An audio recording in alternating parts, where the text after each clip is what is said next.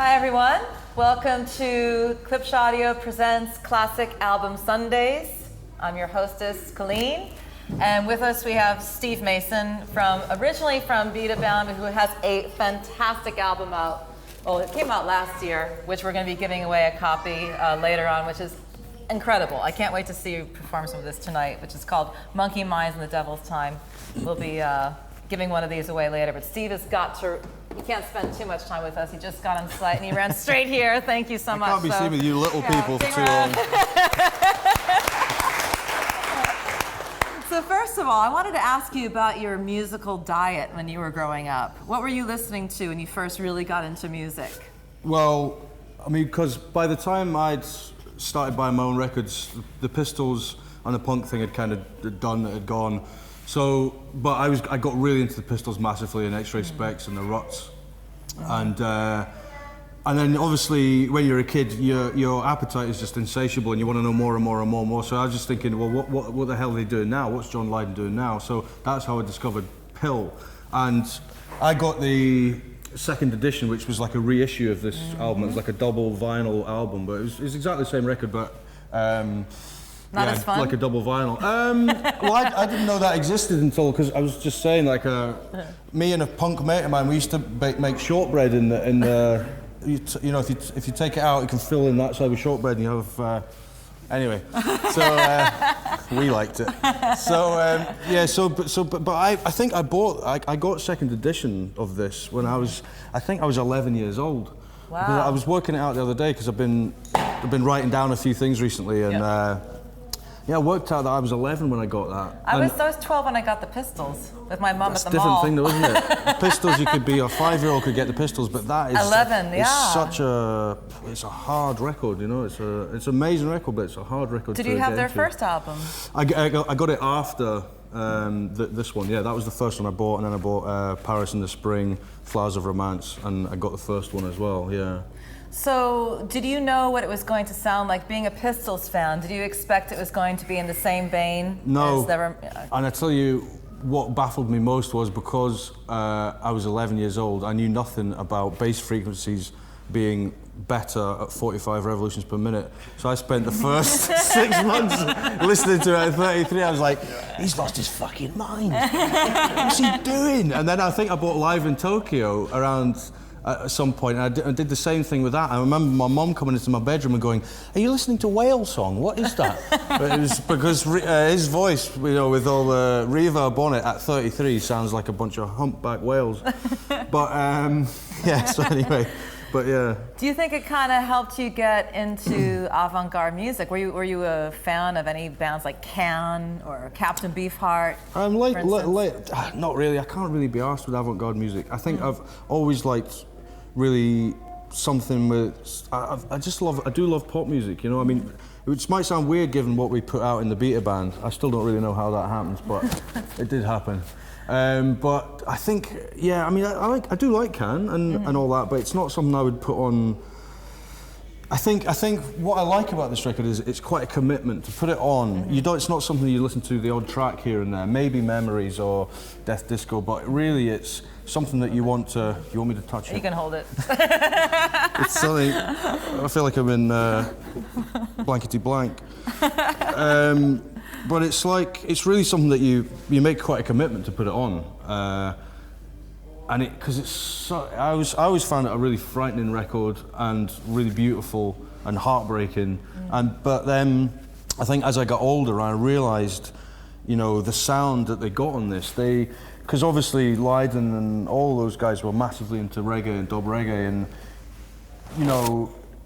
A lot was made about that relationship in punk between reggae, probably specifically in London, but between what the reggae guys were doing and what the punks were doing. But nobody, I mean, the Ruts obviously, you know, they sort of melded a lot of that together, but this is a different thing altogether. They really managed to do it in a really amazing new way, which was, you know, as I said, I found it, you know, it's heartbreaking and it's terrifying. And the Pistols is all very, it's all about what's happening outside, but this is all about what's happening in his head, which makes it quite frightening. Yeah, exactly. Yeah. What's your favorite song on the album?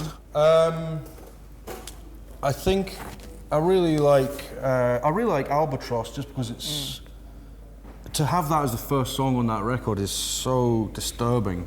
But you know, I really love Death Disco and Memories. I think they're possibly my favourite ones. And Suit, is it Suit or The Suit or something? Yeah. What is it?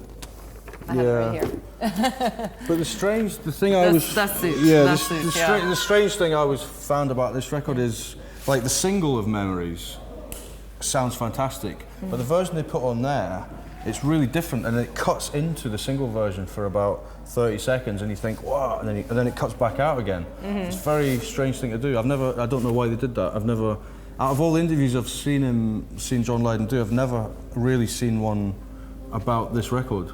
And Really? I've never really seen anyone ask him about it. Maybe they're out there, but I've never seen them. Yeah. But, yeah. I mean, it's such an interesting record. It is, as you said, a real commitment, especially when you're playing it on the original version, because it's 6 sides. Yeah, exactly. This is a lot of flipping, so it's a lot of engagement, so you actually have to be present and with it. Definitely, you know? yeah. So do you think did it influence your subsequent musical taste? I'm just curious, because listening to bands like the Sex Pistols, and you know, of course, the Clash also did some reggae covers. It was more roots reggae, though. Do you think did it open you up to the world of dub? Did it open you up to other musical soundscapey type sounds and music? No, but not really. I found dub reggae in my own time because, like, after I'd sort of, I wasn't really a punk because I was only a little boy, but I was into the punk stuff at primary school, and then was kind of into secondary school. But then we all discovered electro and went off and become little b-boys. And then after that, weirdly, I became a mod. So it was really, and being into the mod thing really, it's such an amazing journey of musical kind of discovery, because you've got ska, and you've got the soul stuff and the blues and the rhythm and blues and the jazz. So once you've got that, you know, in your head, then everything else, it helps you understand what happens afterwards so much more. So it was really from discovering things like Prince Buster and Toots and the Maytals and all that I sort of kept going with reggae, and eventually you get to, you know,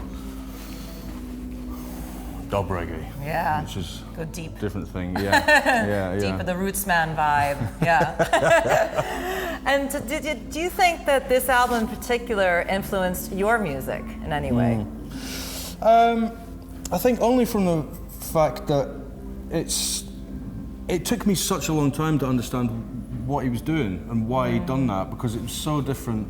Like with the first single, Public Image, you can see how that could be a step on from the Sex Pistols, but that record, it's so different, and the sound is different, the instrumentation, the playing, everything's different, and obviously the lyrical content is completely different. So it took me, I think it was just that idea that an artist doesn't have to just be one thing. You can keep moving, and it's just about believing in what you're doing and bringing it out of yourself with 100% commitment. Really, that's the most important thing. I feel that with your album, not to be funny, but actually I love your album, and it just seems like there's all these different strands of music being fused into one. There's a psychedelia there. It's a lot all encompassed into. Yeah, I mean, I think it's always, because I've listened to so much music, I just always, with the Beta Band, the idea was just to have no barriers whatsoever, you know, and I suppose eventually you have to run into barriers at some point, otherwise you end up with things like Bagpipe Jungle, which is something that we talked about but never did. And it's things like that, you think maybe a few ground rules here might be all right.